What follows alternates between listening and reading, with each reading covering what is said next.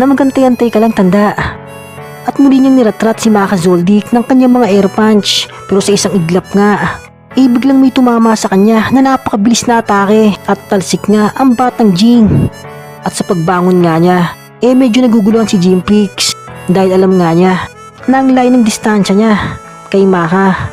Pero pagkatapos nga niyang sabihin yan, nasa likod na agad si Maka para bayuin siya. Pero si Jinpix nga, biglang nawala dyan, sabay lipat din siya sa likod ni Maka para banatan din yan. Pero ang matanda nga, bigla ring nawala dyan.